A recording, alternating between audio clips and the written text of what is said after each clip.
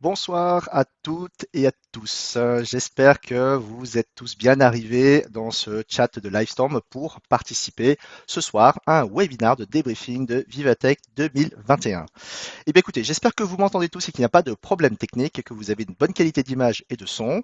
Je vais commencer par me présenter. Je m'appelle Nothing Doug, je suis directeur et associé, directeur de l'innovation et des nouvelles technologies au sein de MC2I. MC2I qui est un cabinet de transformation numérique et qui accompagne les grandes entreprises dans leurs projets de transformation numérique. Écoutez, ce soir, j'ai le grand plaisir de vous faire un débriefing sur ce salon mythique de Vivatech 2021 et c'est avec très grand plaisir que je vous fais ce débriefing parce que ça fait très longtemps que nous n'avons pas eu de salon professionnel tech en live. Alors du coup, commençons tout de suite par une petite introduction en regardant un peu le programme de ce soir. Je sais que vous êtes très nombreux ce soir et je vous en remercie. Il y a tout type de personnes ce soir. Il y a bien sûr des consultants MC2I, il y a bien sûr des clients MC2I, il y a également les écoles partenaires que je salue et il y a également pas mal de startups qui ont d'ailleurs joué le jeu, un certain nombre de startups que nous avons sélectionnées, qu'on va mettre à l'honneur ce soir et je remercie l'ensemble des startups de nous avoir fourni tout un tas de matériel pour pouvoir faire une présentation interactive. Ce soir, on va d'abord commencer par une présentation de ce que est Vivatech. On va prendre 5 minutes ensemble pour juste décrire et faire un petit tour d'horizon de Vivatech. On parlera quand même aussi dans une deuxième partie de la French Tech qui a particulièrement performé en 2020 et en 2021. On fera 5 minutes dessus parce que ça vaut le coup de faire un petit point sur la performance des startups en France. Et enfin, on passera bien sûr à l'analyse des tendances technologiques autour de Vivatech. J'espère que vous êtes toujours avec moi. Vivatech. Alors, qu'est-ce que Vivatech? Vivatech, c'est un salon professionnel absolument incontournable en Europe et particulièrement en France. Euh, Excusez-moi. Tac. C'est un salon qui a été créé en 2016 et qui est créé et qui a été géré actuellement par le groupe Publicis et le journal Les Échos. Et clairement, pour dire clairement les choses, c'est un salon qui est très bien géré. C'est devenu un événement absolument incontournable en Europe et particulièrement en France, qui regroupe l'ensemble des acteurs de la technologie et notamment les startups. C'est un salon qui est particulièrement orienté startup. C'est un salon de manière assez traditionnelle qui d'abord regroupe des exposants, bien sûr, qui notamment mettent à l'honneur, comme je l'ai dit, des startups, en notamment organisant ce qu'on appelle des challenge startups, donc permettant aux startups de pitcher leurs produits, permettant aux startups de faire la démonstration de leurs produits, que ce soit des produits physiques, des produits numériques. C'est vraiment une place qui concentre au maximum les startups. D'ailleurs, une chose qui est très bien faite chez Vivatech, qu'on voit aussi au salon du CES, ce sont d'abord les grandes entreprises qui, en premier lieu, achètent des places et qui invitent des délégations des startups à venir autour de leur stand, ce qu'on appelle des hubs de startups, ce qui permet du coup aux startups de pouvoir exposer à moindre frais, bien sûr parce que l'essentiel du coup est supporté par les grandes entreprises. Ça permet également aux grandes entreprises, notamment les industriels, eh bien d'avoir des relations privilégiées avec les startups parce qu'on sait que un des critères et un des leviers d'accélération des startups, c'est justement leur lien avec les grandes entreprises mondiales. Et Vivatech, c'est aussi des conférences prestigieuses. Et sur ce point-là, je dois avouer que Vivatech fait aussi bien que les grands salons internationaux de tech. Vivatech sait clairement inviter et faire venir des grandes pontes en fait internationales de la tech, des grandes personnalités de la tech. Et cette année, on a été particulièrement gâté avec un certain nombre de stars du monde de la tech, comme Zuckerberg, comme Tim Cook, comme le DG le PDG de Zoom, etc. Donc, et également, Vivatech sait faire venir des politiques également, et beaucoup de politiques français se sont rendus cette année à Vivatech. Vivatech, c'est évidemment beaucoup d'innovation. Pardon, Vivatech, c'est également beaucoup d'innovations portées par les startups, beaucoup de démonstrations. On tend de plus en plus un effet wow, de plus en plus sur Vivatech. Clairement, il y a une volonté aussi de se rapprocher un peu de ce que peut donner en termes de visuel le salon du CES de Las Vegas, qui est très connu parce qu'il y a un effet un petit peu show-off. Vivatech tend un petit peu aussi à devenir un peu, à prendre un peu ce type de code un peu visuel, et c'est plutôt bien parce que ça permet aussi d'attirer la presse, ça devient un événement est de plus en plus, on va dire, photogénique, hein, et ça c'est très bon pour la notoriété du salon. Et une particularité de Vivatech qui n'existe pas sur un certain nombre de salons, qui n'existe pas par exemple au CES, c'est que c'est 4 jours de salon Vivatech, 3 jours réservés aux professionnels et une dernière journée, notamment le samedi, qui est réservée au grand public. Et ça, je trouve ça très malin parce que ça permet à n'importe qui, au grand public, on va dire, de venir voir, en fait, de venir à la rencontre des startups parce que certains nombres de startups sont à destination du grand public. Ça permet, par exemple, à des familles de venir à Vivatech. Alors cette année, c'est un peu compliqué compte tenu des mesures sanitaires, mais un certain nombre de salons, comme par exemple l'IFA de Berlin, permet d'avoir une journée grand public qui permet à, par exemple, des familles d'aller dans ce type de salon et d'avoir une journée très agréable parce qu'on voit beaucoup d'innovations technologiques. Quelque part, ça remplace largement une journée à Disneyland. Cette année, faisons un petit point sur Vivatech 2021. Déjà, vous le savez, si vous suivez un petit peu l'actualité tech, en 2020, il y a eu une année blanche. Il n'y a pas eu d'édition Vivatech compte tenu de la crise du Covid, de la crise sanitaire du Covid. L'événement a été tout simplement annulé. Cette année, l'édition a bien eu lieu, mais dans un format hybride. C'est un format qui a plutôt bien marché puisqu'il y a eu cette année 140 000 visiteurs, dont la très grande majorité en ligne, et tout de même un certain nombre de personnes qui étaient en présence, hein, plus de 20 000 personnes en présentiel cette année pour cette édition 2021. C'est plutôt une réussite parce qu'il y avait évidemment des contraintes sanitaires pour participer au salon. Il y avait notamment un test PCR à fournir, et donc là, rien que ça clairement freine un certain nombre de personnes pour y aller. Mais il y a eu quand même une présence sur place, et pour avoir interrogé un certain nombre de startups, eh bien écoutez, il y avait quand même pas mal de monde sur le salon. Ça a permis aux startups de faire des démonstrations, ça a permis aux personnes présentes eh bien, d'aller voir sur place les différentes innovations parce que très clairement, ce type de salon, maintenant on le sait, on a à peu près un an de recul de l'ensemble des événements tech mondiaux qui pour la plupart ont été jusqu'à présent en format purement digital. Eh bien, c'est le premier grand salon qui a eu lieu en format hybride réellement avec du coup une plateforme digitale pour permettre à l'ensemble des personnes de pouvoir avoir accès aux conférences, avoir accès aux différentes startups et à leurs produits, mais également des stands qui se sont tenus pour avoir eh bien, ce live et cette capacité à aller découvrir de manière un peu au hasard, en déambulant dans les allées, l'ensemble des startups qui étaient présentes. C'est clairement, de l'avis de la presse, un succès, et c'est un petit peu ce que nous on a aussi vu parce que clairement on a eu un vrai Vivatech, pas quelque chose, c'était pas quelque chose de dégradé quelque part, malgré qu'on soit en mode hybride. Vivatech 2021 a dû quand même se réinventer pour s'orienter vers un format hybride. Et pour le coup, je trouve que la réalisation a été particulièrement bien réussie. Il y a eu notamment une chaîne d'information continue, Vivatech News, en reprenant pas mal de codes des chaînes d'information continue. C'était particulièrement bien fait, nettement mieux par exemple que le CES, parce que quand vous faites un format hybride, vous devez tout de même animer une chaîne pour que l'ensemble des personnes qui participent à l'édition format digital puissent avoir du contenu, et ça vous oblige d'avoir une réalisation quasiment audiovisuelle professionnelle. Et sur ce point-là, très clairement, ça a été une parfaite réussite. Beaucoup d'informations, une gestion des temps morts parfaitement réussie, des transitions de conférence en conférence également bien réussies, des présentateurs qui étaient très professionnels. Donc voilà, c'est un point qui était très positif. Il y a eu également, alors ça en reste pour moi encore un petit peu gadget, mais des expériences en réalité augmentée, en réalité virtuelle pour essayer de reproduire un peu le côté physique qu'on peut avoir sur le salon, mais pour ceux qui étaient à distance, d'essayer de reproduire ça. Alors il y a toujours la même technique d'utiliser les techniques d'AR et de VR avec les smartphones pour essayer, par exemple, de faire voler un drone dans votre salon et essayer de replonger de manière la plus immersive possible les personnes qui sont à distance, comme si elles étaient sur le salon. Clairement, ça reste une de mes réussites pour moi parce que ça reste quand même quelque chose d'assez gadget. Il n'y a rien de mieux qui remplace la présence physique sur le salon. Également, puisque c'est un format digital, comme tout événement tech, il y avait aussi une plateforme de networking permettant aux différents participants de rencontrer des startups, de faire des rendez-vous, des speed dating avec les startups. Clairement, c'est une partie qui n'a pas bien fonctionné, comme d'ailleurs l'ensemble des événements tech. Ce type de format, ce type on va dire, de fonctionnalité de rencontre ne fonctionne pas bien, et là, ça ne remplace absolument pas du coup les rencontres physiques. Et de toute façon, des outils de mise en relation, il en existe plein. À chaque fois, les plateformes essayent d'avoir un outil permettant aux personnes de prendre rendez-vous avec d'autres personnes, mais ce n'est pas forcément des fonctionnalités très utilisées.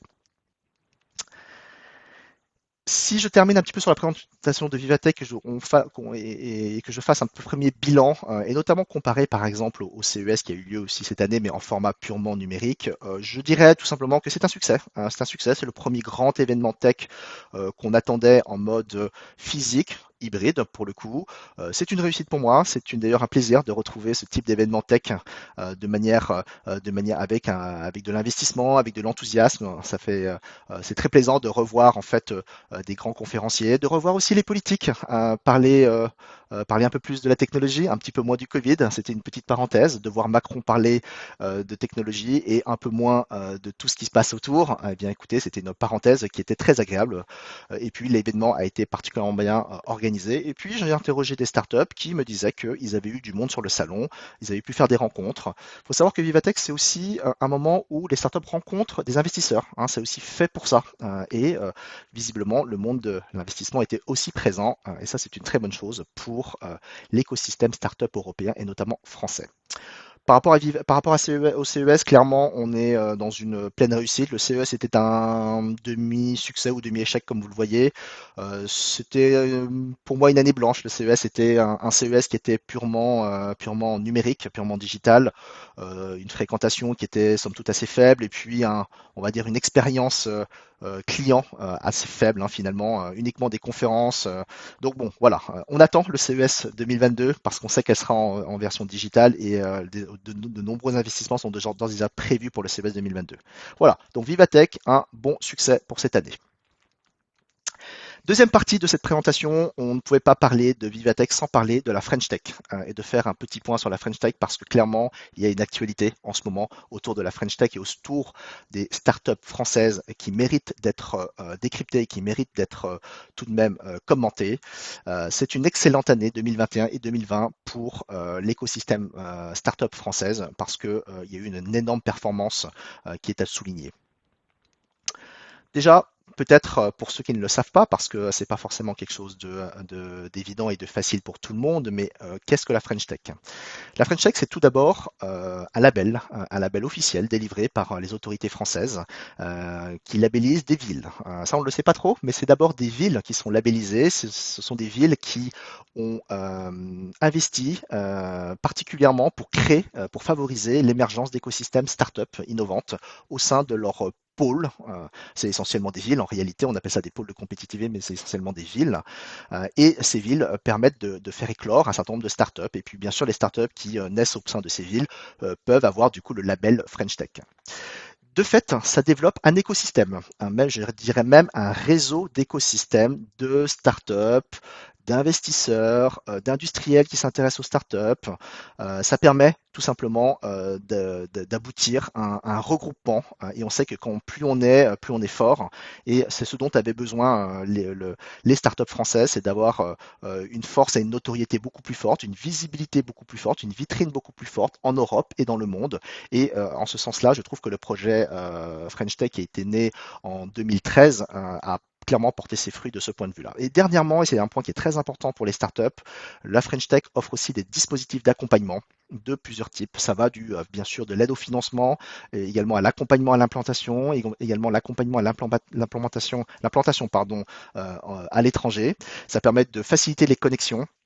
Quand vous êtes une startup, vous avez besoin, dans un premier temps, d'un marché, mais vous avez surtout besoin de financement. Si vous êtes une startup et que vous souhaitez, comme toute startup, grandir rapidement et avoir accès en fait au marché, il faut que vous puissiez avoir des ressources et notamment des ressources financières. Et c'était jusqu'à présent l'un des problèmes des startups françaises, c'est qu'elles n'avaient pas forcément accès au financement et notamment aux grands financements qui permettent justement d'avoir une puissance de frappe à l'international.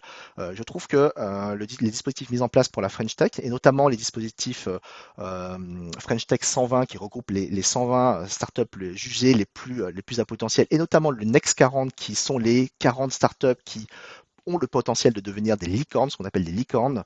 Ce sont des dispositifs d'accompagnement assez évolués qui sont supportés par la BPI France, la Banque publique d'investissement française.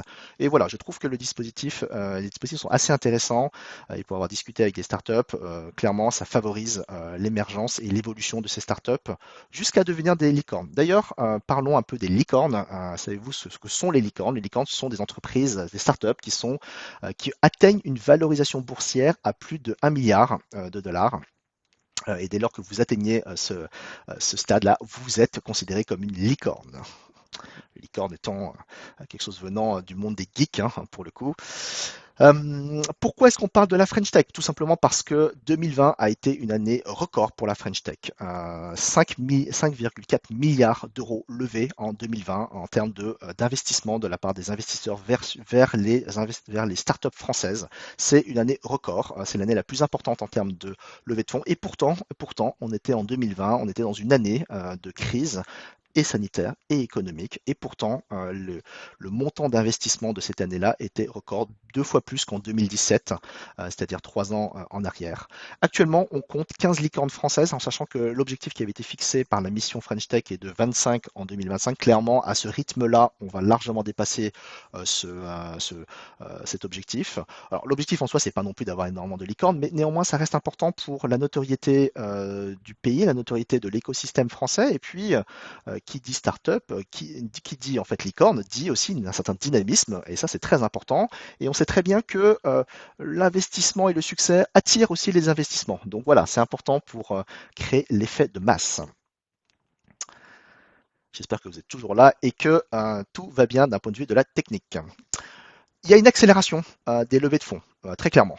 C'est ce qu'on montre ce graphe. Là, vous avez un certain nombre de startups qui sont généralement assez toutes connues, des startups qui commencent à avoir une certaine importance. Certaines d'ailleurs sont des licornes. On voit une accélération de l'investissement et des levées de fonds qu'on appelle des grandes levées de fonds, c'est-à-dire je retire un peu les levées de fonds du début qui sont à quelques centaines ou quelques milliers d'euros. Là, on est face à des grandes levées de fonds qui permettent justement d'attaquer des marchés internationaux. Il y a une accélération de 2020 à 2010, à 2021. C'est là où on compte le plus d'investissement et on sent que ça ne va pas s'arrêter là. Et ça, c'est une très bonne chose pour la suite. Les licornes françaises en 2021, il y en a eu 5. C'est vraiment un énorme succès et pourtant l'année n'est pas bouclée. J'espère que vous les connaissez toutes. Back Market, pour le coup une licorne assez connue du grand public, une startup qui est vraiment dans l'économie circulaire, donc la réutilisation de matériel, rachète votre matériel, la reconditionne et la revend. Du coup, hein, c'est le marché de seconde main permettant de ne pas acheter de nouveaux produits. Vous connaissez, j'espère, Vestiaire Collectif, c'est ni plus ni moins que le Vinted à la française, hein, pour le coup. Et les autres sont un petit peu moins connus parce que un petit peu plus spécialisés, mais voilà, 5 licornes cette année et je pense que ça ne va pas s'arrêter là, il y en aura d'autres d'ici la fin de l'année et c'est tant mieux. Pourquoi autant de succès? Parce qu'il y a un soutien étatique très fort. La mission French Tech vient de l'État et c'est clairement un véhicule qui permet aux startups de les aider et de les aider à progresser. L'arrivée de fonds étrangers, ça c'est nouveau. C'est nouveau, ça date de l'année dernière. On voit l'arrivée de fonds étrangers, notamment américains et notamment asiatiques. Et c'est de toute façon ces pays-là qui possèdent le plus d'argent en termes d'investissement. Et ça c'est une très bonne nouvelle. Les startups ont besoin d'argent, ont besoin d'injection d'argent et on attire les investisseurs étrangers et les investisseurs les plus puissants. Un goût prononcé pour le risque, c'est ce qu'on dit en France, effectivement, il y a un goût prononcé pour le risque des startups françaises, et c'est tant mieux. Il y a beaucoup d'idées en France, hein, c'est aussi quelque chose qui est très reconnu. Les ingénieurs français sont très reconnus, l'esprit d'entreprendre est très reconnu en France, et c'est pour ça que ça attire aussi les investisseurs. Et enfin, et c'est une petite particularité, je pense, peut-être à la française, en tout cas à l'européenne, une sensibilité pour les enjeux environnementaux. Et on sait que l'environnement, ça va être un des leviers qui va attirer à la fois les investisseurs et un des leviers qui va générer un certain nombre d'idées chez les entrepreneurs pour créer de nouvelles startups. Et vous allez voir tout à l'heure quand on va présenter les startups qu'il y a pas mal de startups qui se mettent dans le levier, la famille de l'environnement. Mais ça, nous allons voir ça tout à l'heure. La volonté maintenant des politiques et notamment d'Emmanuel Macron qui pour le coup est un politique qui s'investit beaucoup pour la tech, hein, c'est maintenant de faire ça à l'échelle de l'Europe et il y a eu, juste pour votre info, un projet très récent puisque ça a été annoncé quasiment dans l'édition Vivatech 2021, c'est le projet Scale Up Europe. C'est justement de concentrer un certain nombre de fonds, quasiment des fonds fédéraux et d'avoir une réglementation qui facilite l'investissement pour avoir l'émergence cette fois-ci de licornes européennes beaucoup plus nombreuses, de telle façon à vouloir un jour concurrencer à la fois les États-Unis et à la fois la Chine, qui sont les deux grandes nations très tech et qui possèdent énormément de startups. On n'y est pas encore, très clairement, il faut être très humble, mais avec ce type de projet au niveau de l'Europe, au l'échelle de l'Europe, là, c'est des choses qui deviennent tout à fait possibles. Pour terminer la partie French Tech, je voudrais juste vous signaler qu'il y a deux conférences que vous pouvez voir ou revoir pour ceux qui avaient un pass pour Vivatech. Alors pour ceux qui n'avaient pas de pass Vivatech, vous pouvez, et je vous invite fortement à aller voir ou revoir l'interview d'Emmanuel Macron à Vivatech. Il a livré sa vision du monde des startups et de l'investissement dans les startups et de la nécessité que de quoi ont besoin les startups pour grossir. C'est franchement quelque chose de très instructif. Voilà, vous pouvez parfaitement le revoir sur le site de l'Elysée. Et puis, je vous conseille aussi la conférence de Aircall, du PDG de Aircall, Why is French Tech so sexy? Il explique pourquoi, beaucoup plus en détail que ce que je viens de faire, pourquoi est-ce que la French Tech attire autant. Voilà, si c'est un sujet qui vous intéresse, c'est une conférence qui est assurément à voir. Alors, ceux qui n'ont pas de passe, si jamais vous voulez avoir accès à la conférence, revenez vers nous, on trouvera un moyen de vous faire accéder à la conférence. Voilà, comprenne qui pourra. Partie 3 de notre soirée. J'espère que tout se passe bien et que vous êtes toujours avec moi et que vous appréciez cette soirée. On va désormais parler un peu du contenu de ce qu'on a vu sur Vivatech. Et on va commencer par une première partie qui est un peu les enjeux, les enjeux du futur. Alors, il y aura 4 thèmes. Il y aura le thème des enjeux du futur, effectivement, la partie Tech for the Environment, Tech to Watch, donc c'est-à-dire les startups à suivre, et puis les startups qui s'investissent en fait pour la société, c'est-à-dire Tech for Society. Voilà. On va commencer par Future of, c'est-à-dire la partie un peu conférence qu'on a un peu sélectionnée et quelque part à travers les conférences qu'on a vues, quelles sont la vision des géants de la tech, notamment des GAFAM, sur l'avenir? C'est quand même des personnes qui sont à la tête de grandes entreprises et quand on a une conférence de ces personnes-là, on a quand même un certain nombre d'insights sur ce qui peut se passer dans le futur. En tout cas, on a leur vision à eux.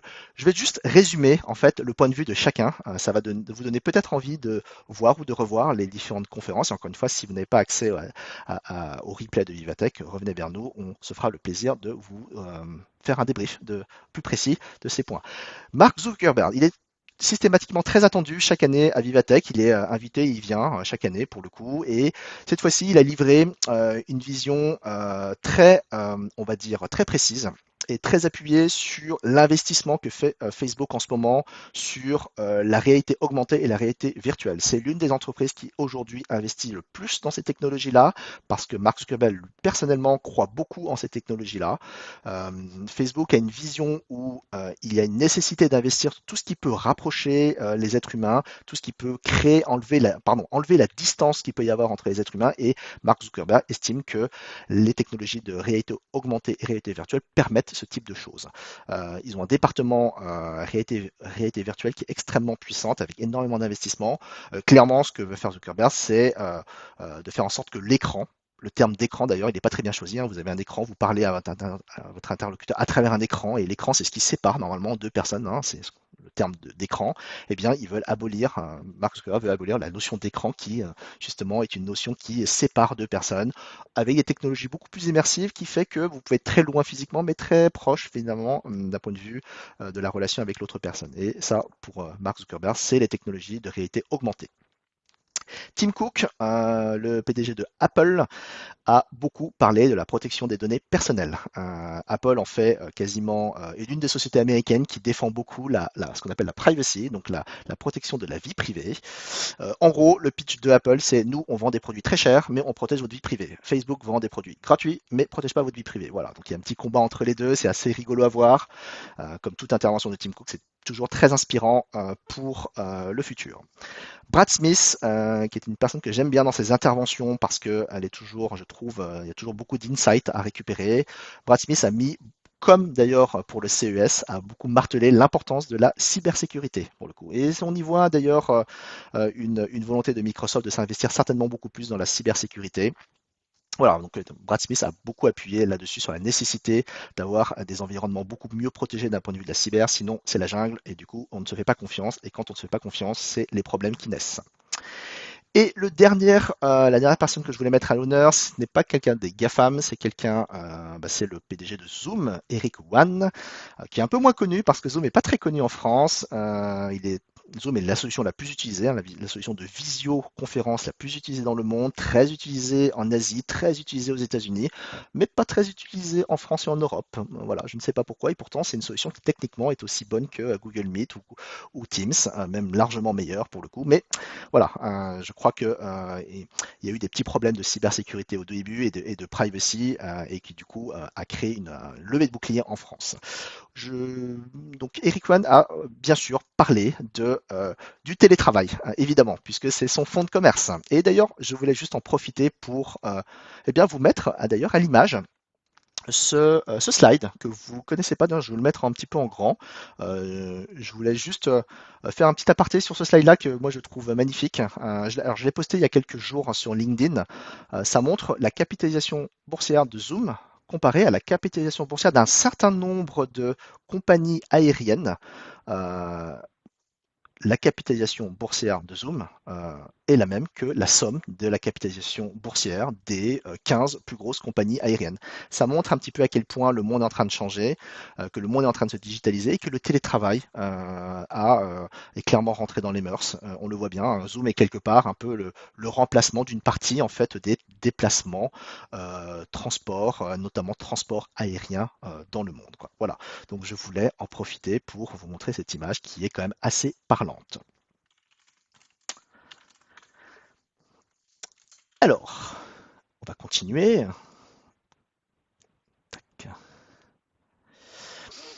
On va aborder maintenant, parce que c'est quand même le cœur du sujet, et ce qu'on voulait vous mettre à l'image, c'est-à-dire mettre en avant un certain nombre de startups qu'on a sélectionnées. Et on les a sélectionnées sur 3 familles. La première famille, c'est Tech for the Environment. Donc, toutes les startups qui œuvrent en fait pour une amélioration de l'impact écologique, de l'impact en fait du numérique pardon, sur l'écologie, ou des startups qui favorisent la transition écologique. Et la question qu'on peut se poser, c'est comment est-ce que la tech peut aider à la transition écologique, et puis comment est-ce qu'on peut amorcer une transition numérique responsable, c'est-à-dire un numérique qui est soucieuse de l'environnement. On va mettre quatre sociétés, quatre startups un petit peu en avant. Alors, on les a choisis parce que déjà la majorité sont françaises, même la totalité de ces quatre sont françaises. On va commencer par Carbo.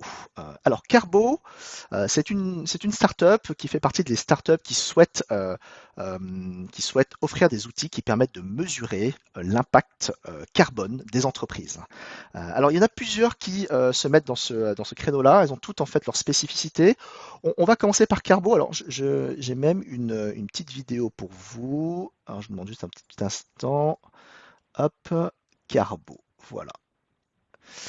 Carbo, en fait, c'est une startup qui souhaite offrir une solution permettant aux entreprises, sur la base en fait d'un questionnaire, eh bien d'estimer l'impact carbone des entreprises. Alors chaque entreprise avec leur activité dégage en fait ce qu'on appelle des gaz à effet de serre, hein, des GES. Aujourd'hui, vous savez que, alors, vous savez peut-être pas, mais les entreprises, la majorité des entreprises, notamment celles qui sont à plus de 500 salariés, ont la nécessité de publier ce qu'on appelle un bilan carbone. C'est une obligation réglementaire. D'ailleurs, très peu le font, hein, pour le coup.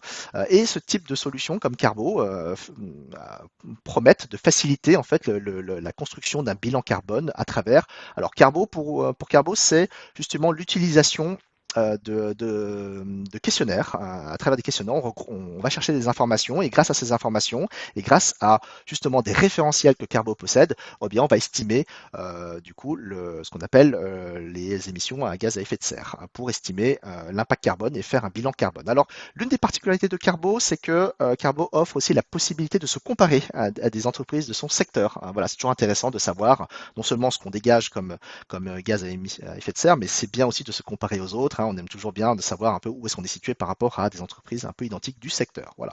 Carbo, c'est une entreprise assez jeune, hein, quand même, hein, ça existe depuis 2019. Voilà, nous on trouve que ce genre de solution est toujours très intéressante.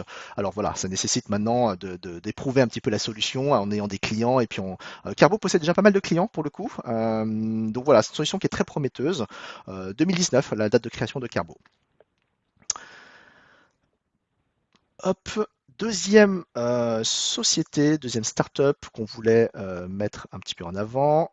Greenly. Alors c'est une startup qu'on connaît nous assez bien, Greenly, parce que ça fait un petit moment qu'on discute avec Greenly. On va dire même principe en matière on va dire de volonté, c'est-à-dire aider les entreprises à établir des bilans carbone. La spécificité de Greenly, c'est l'établissement de bilans carbone en mode automatique.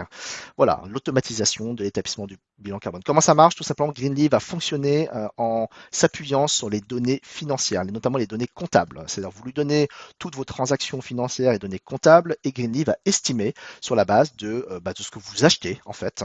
Il va estimer en fait tout simplement l'impact carbone parce que Greenly estime qu'il y a une corrélation assez forte entre ce que vous achetez qui du coup traduit en fait ce que vous faites dans l'entreprise et du coup on est capable d'estimer de manière du coup automatique, si jamais vous câblez tout ça, adossé à des référentiels dont Greenly a le secret, bien sûr, eh bien, ils arrivent à estimer de manière assez fiable euh, les émissions à gaz à effet de serre que vous dégagez en tant qu'entreprise en analysant vos dépenses en fait. Voilà. Alors Greenly, c'est une société qui commence à avoir un peu de notoriété parce qu'elle a été élue FinTech en 2020, ça a donné pas mal de notoriété. C'est une solution. Alors nous, pour le coup, on a discuté pas mal avec Greenly, on a eu plusieurs présentations, on a vu, on souhaite expérimenter avec eux leur solution et nous on y croit pas mal. Hein, donc voilà, donc bonne chance à Greenly. En tout cas, il y a une notoriété qui est assez forte, notamment sur LinkedIn. On va parler d'une troisième société, alors encore dans le même, on va dire, on va rester dans la même thématique. On va parler cette fois-ci de Green Metrics. Alors Green Metrics, on est dans la même thématique d'analyse des bilans et de l'impact carbone, des bilans carbone, de l'impact carbone des entreprises. Mais cette fois-ci, pour Green Metrics, c'est vraiment focalisé sur les directions de systèmes d'information et les systèmes d'information. Green Metrics va analyser on va dire l'activité de l'IT, l'activité des systèmes d'information, les flux de data, l'utilisation des applications, l'utilisation des serveurs, va estimer du coup une consommation électrique et du coup va déduire l'empreinte carbone de l'IT d'une direction des systèmes d'information d'une entreprise. Voilà, en sachant que le numérique est un poste d'impact sur l'environnement de plus en plus fort. Hein. Donc voilà, ça c'est la spécialité de Green Metrics et donc bien sûr Green Metrics avec son application et avec sa solution va se câbler, va mettre des sondes dans les systèmes d'information des clients et du coup va pouvoir estimer de manière automatique pour le coup, c'est à peu près le même principe que Greenly, mais vraiment spécialisé uniquement pour les systèmes d'information des clients. Et on va parler dernière startup dans la partie environnement. Alors bien sûr, on ne peut pas parler de tous, hein, on est obligé de faire une sélection. On va parler de Living Packets. Alors là, pour le coup, c'est une startup que je commence à bien connaître parce que je les ai rencontrés au CES 2019 quand j'étais allé à Las Vegas. C'était un petit peu mon coup de cœur quand même de l'époque.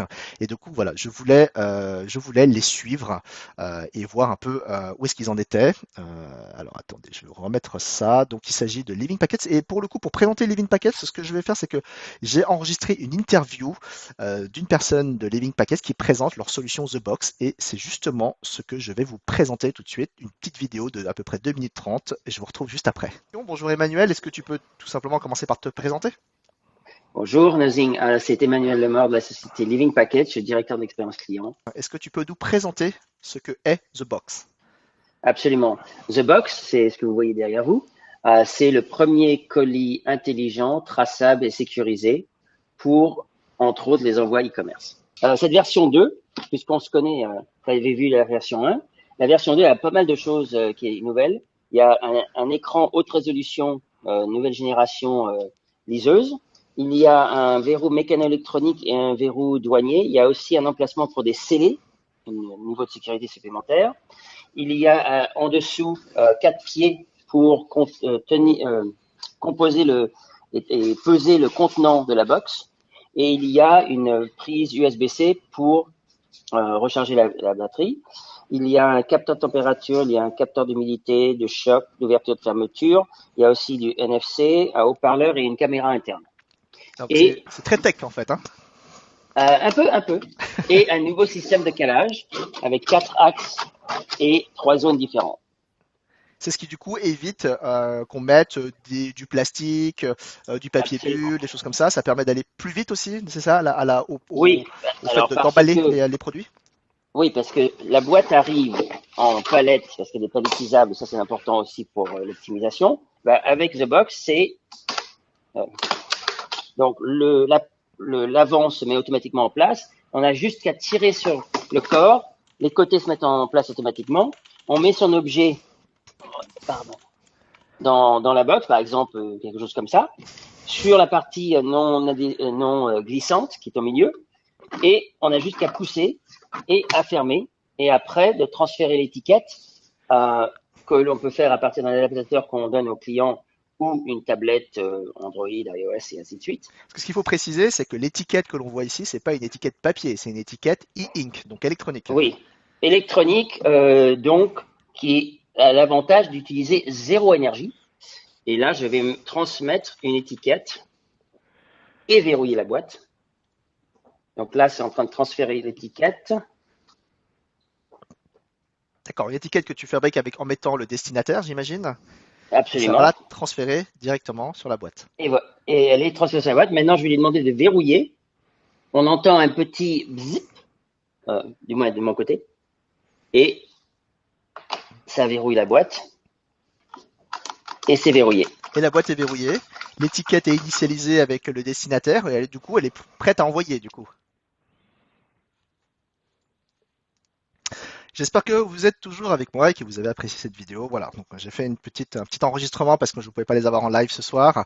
Moi, j'ai adoré quand j'ai vu ça au CES en 2019 parce que j'ai trouvé que c'était très innovant, très tech d'une part, mais aussi, bien sûr, ça permet d'économiser un certain nombre d'emballages. Et on sait que le e-commerce, hein, c'est clairement le point qui est visé par Levin Packets. On sait que le e-commerce, en termes de volume, augmente et qu'il y a un enjeu forcément de réduire la consommation de carton, mais c'est pas trop le problème. Le carton, c'est surtout ce qui est à l'intérieur en fait. Hein, c'est le produit d'emballage qui est à l'intérieur. Et puis, ça permet aussi d'économiser du temps, comme Emmanuel l'a cité dans la vidéo. Voilà, Levin Packets. Si vous avez besoin d'informations, n'hésitez pas, je vous mettrai en relation. Eh bien écoutez, on va continuer tranquillement. Cette fois-ci, on va quitter un peu l'environnement parce qu'on ne peut pas parler que de ça. On va aller maintenant sur la deuxième catégorie. Alors, sachez que ces familles qu'on choisit, ce ne sont pas les nôtres, hein, ce sont en fait, c'est le fil rouge de Vivatech cette année. Et il y a une famille sur ce qu'ils appellent Tech to Watch, c'est-à-dire les technologies à suivre, les startups à suivre. Alors, on en a sélectionné quelques-unes. C'est les technologies qui pourraient bouleverser notre futur. On va beaucoup parler d'ailleurs de réalité virtuelle, de réalité augmentée, de réalité mixte. On va commencer par une première startup. Alors pour le coup là, on va aller dans le monde du retail. Alors ça, moi j'adore. Retail VR. C'est une startup et une solution. Je crois que c'est éponyme d'ailleurs. Ça s'appelle Retail VR.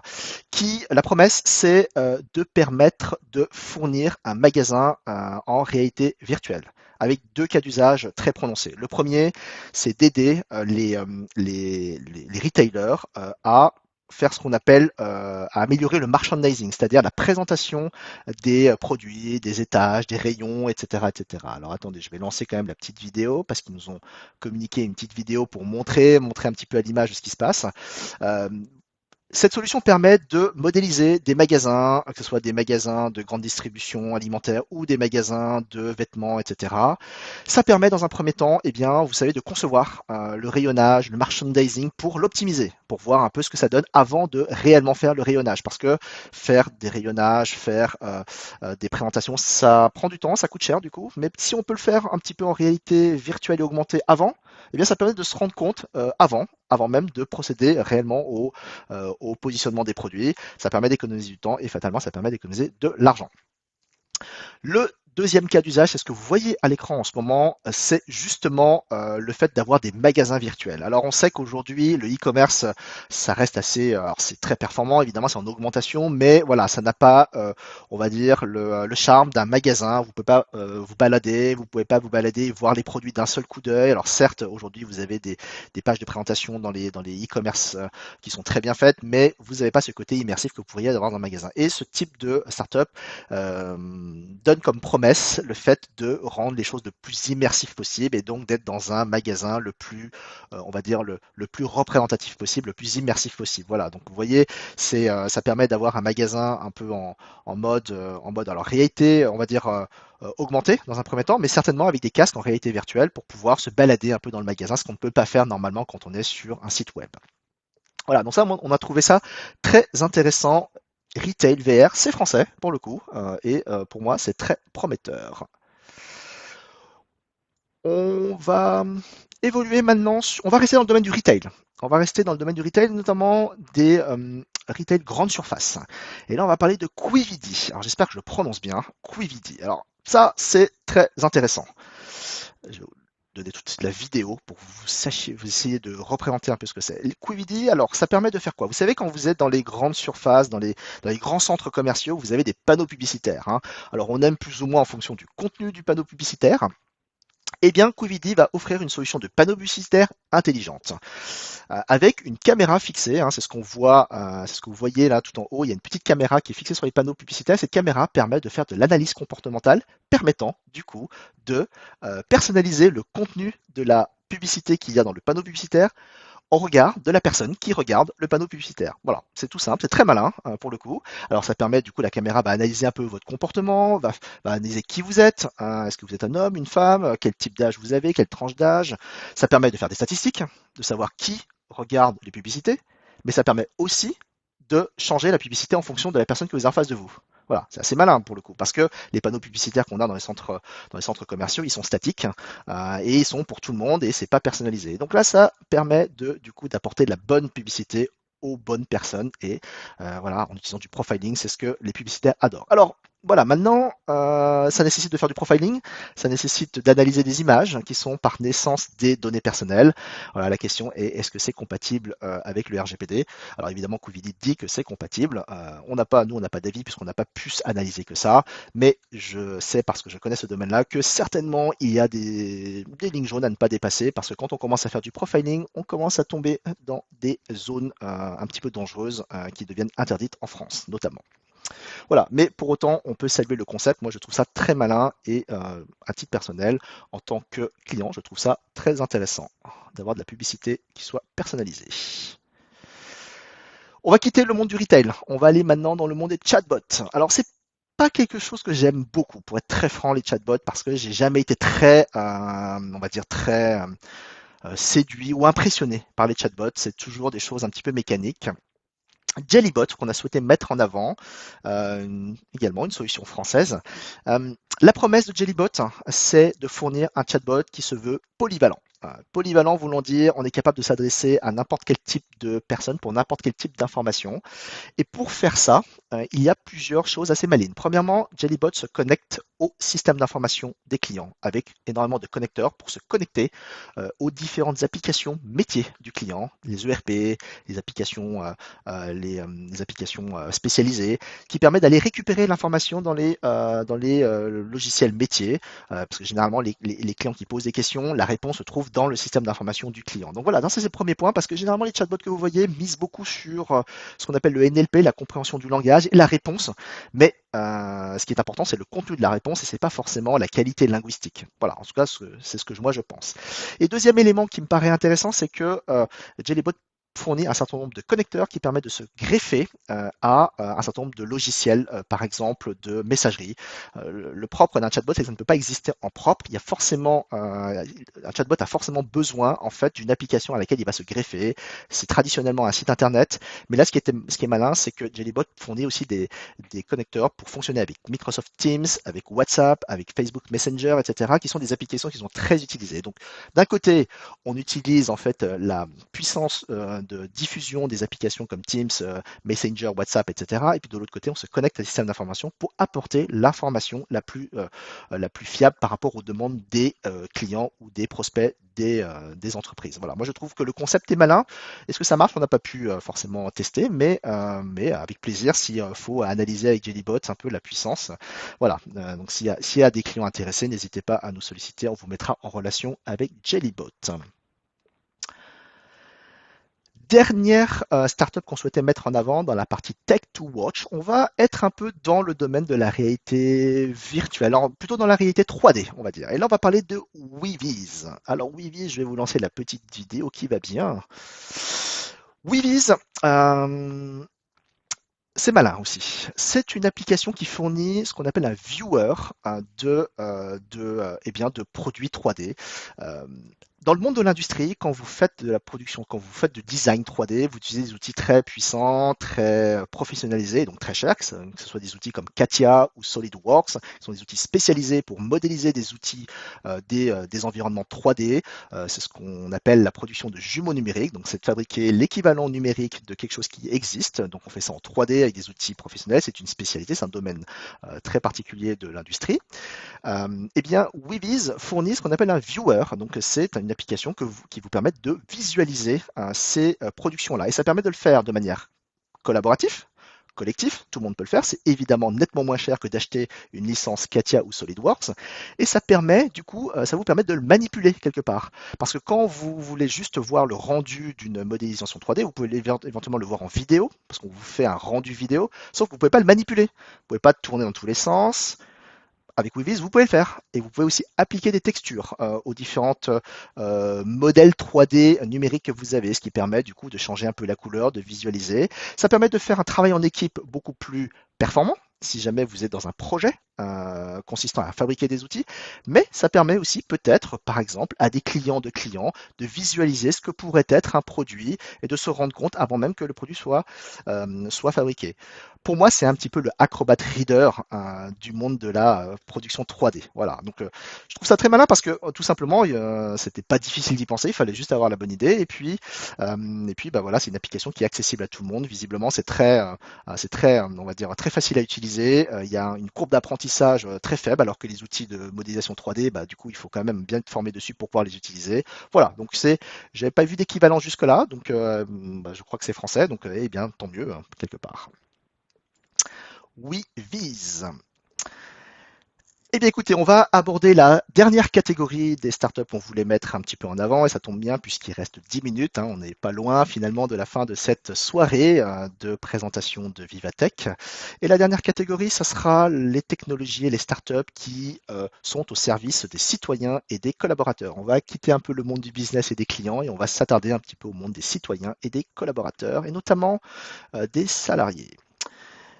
Alors, on va commencer par parler d'une startup, mais qui est un petit peu une représentation, enfin, pardon, une startup qui se met dans un créneau qui me semble assez important, qui répond à une demande sociétale, qui est la traçabilité des produits agroalimentaires. Connecting Food, société également française, qui a été créée, je crois, dans les années 2015, je dirais. Voilà, je ne suis pas sûr de moi, mais je me lance. 2015, Connecting Food. La promesse de Connecting Food, c'est quoi? C'est de permettre aux industriels de créer une traçabilité de l'ensemble des étapes de fabrication d'un produit agroalimentaire, permettant aux industriels d'être dans une démarche de traçabilité et de transparence et permettant du coup aux consommateurs d'avoir une transparence beaucoup plus forte, une visibilité beaucoup plus forte sur l'ensemble des étapes de fabrication d'un produit agroalimentaire et l'ensemble par exemple des produits alimentaires qui sont utilisés, des personnes, des sous-traitants qui sont utilisés et permettant de remonter de la chaîne de fabrication depuis le produit que vous consommez jusqu'à finalement le producteur, voire même l'agriculteur qui a produit les céréales ou autres en fait. Voilà. Alors c'est clairement un domaine qui correspond d'une part à une attente sociétale, plus de transparence dans ce qu'on mange. Il n'y a qu'à voir en fait le succès de Yuka pour le coup, cette application vous savez qui permet de scanner les produits et qui permet d'avoir une visibilité sur le score nutritionnel des aliments, une application qui cartonne, qui a même été d'ailleurs repris par Macron pour d'autres concepts. Eh bien c'est parce qu'il y a une attente tout simplement sociétale d'avoir plus de transparence et c'est très clair que les différentes crises sanitaires qu'on a traversées depuis la crise de la vache folle, alors pour ceux qui sont de ma génération, vous savez très bien de quoi je parle, jusqu'aux différentes crises alimentaires qu'il peut y en avoir. La dernière en date, c'était, je crois, la viande de cheval là, dans les produits agroalimentaires. Il y a une volonté d'avoir beaucoup plus de transparence dans ce domaine agroalimentaire et ce type de solutions permettent d'avoir ça. C'est basé sur une technologie blockchain qui se veut être une technologie qui permet justement d'avoir une fiabilité de l'information et une non-modification de l'information. Mais au-delà de la technologie, c'est surtout le concept qui est très intéressant. Donc bonne chance à Connecting Food. Hop, Biddies. Alors, excusez-moi, les slides sont un petit peu. Voilà. Tac. Biddies. Alors, Biddies, c'est totalement autre chose. Là, on va être dans le monde de l'entreprise et le monde de la formation, pour le coup. BDIS, le concept de BDIS, c'est d'investir le territoire du mobile learning et du micro-learning, c'est-à-dire l'apprentissage et la formation sur mobile et par définition ce qu'on appelle le micro-learning, c'est-à-dire l'apprentissage courte à des instants, à des micro-instants. Ça, à mon sens, c'est un domaine qui est aujourd'hui pas encore très performant et pas mal d'entreprises se mettent sur ce créneau-là parce que je pense que c'est vraiment un créneau d'avenir. C'est quelque part, et c'est un peu comme ça que je le vois, reproduire un petit peu, vous savez, le mobile gaming appliqué à la formation. Le mobile gaming, le principe, pourquoi est-ce que ça marche beaucoup? Le gaming sur téléphone mobile, c'est extrêmement fort, hein, en termes, c'est extrêmement puissant. Pourquoi? Parce que ça exploite, en fait, vous savez, ces micro-moments où vous êtes libre, où vous êtes sur votre téléphone, hein, on est d'accord, quand vous êtes dans les transports en commun, vous avez entre deux correspondances peut-être 15 minutes, et en 15 minutes, vous pouvez pas faire grand-chose, sauf un certain nombre de choses, et notamment du gaming sur téléphone. Et bien là, le principe de BD, c'est ça, c'est aussi d'essayer d'exploiter ces micro-moments pour vous former et vous permettre, eh bien, progressivement d'apprendre. Alors, on va dire ce type de solution, ça marche dès lors que vous avez déjà une application mobile qui soit très performante, très intuitive, très UX, qui permet voilà d'être très ergonomique, et puis d'avoir un contenu qui soit parfaitement adapté, justement, ni trop court, ni trop long, avec une forme, alors ce qu'on appelle des loots pour les gamers, c'est-à-dire une récompense très vite, une récompense dès lors que vous avez atteint un niveau pour justement créer cette forme d'addiction qu'on trouve dans les jeux vidéo sur téléphone mobile, pour créer ce qu'on appelle un état de flow, c'est-à-dire un état de dépendance, un état de concentration et de dépendance un petit peu au produit que vous êtes en train d'utiliser. Voilà, c'est un peu la famille du micro-learning. Écoutez, on a voulu mettre ça en avant parce que déjà le concept, et c'est un concept relativement nouveau, c'est un concept qui se met dans la formation en entreprise et on sait que c'est un domaine qui est largement optimisable aujourd'hui. Donc voilà, on voulait mettre cette société qui est française en avant aujourd'hui, BDIS, pour le micro-learning. On va rester dans le domaine du learning, de la formation, avec la prochaine société qui s'appelle Domotio. Alors Domotio, c'est très malin, hein.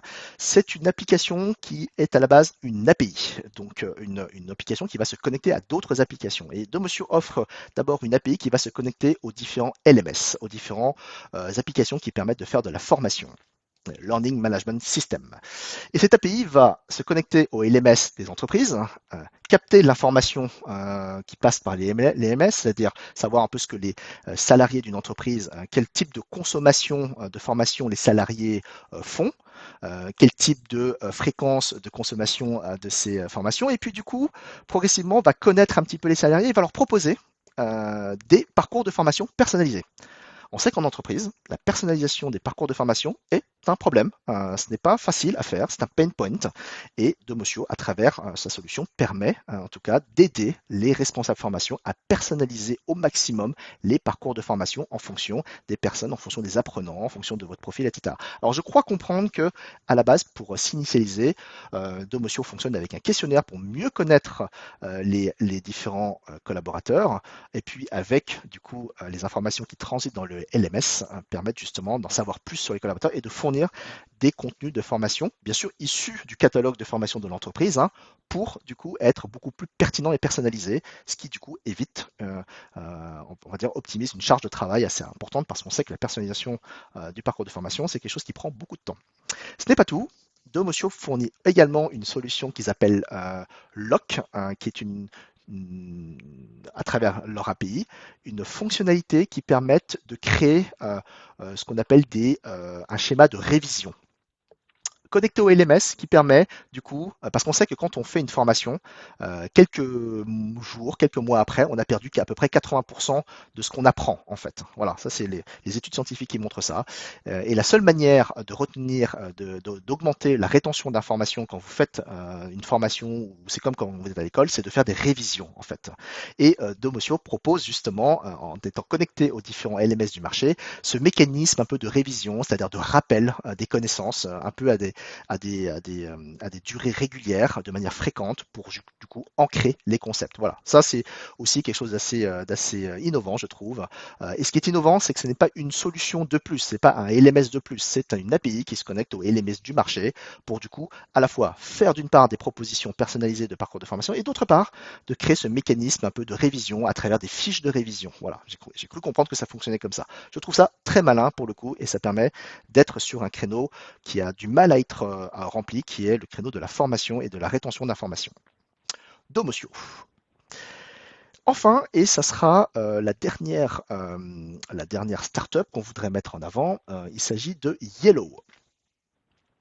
Alors, Yellow, excusez-moi, tac, voilà, Yellow.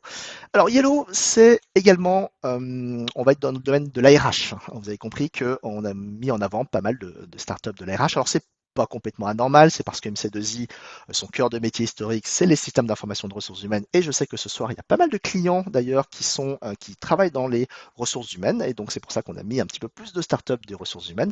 Yellow, c'est une application mobile, dans un premier temps, mobile first, peut-être même mobile only.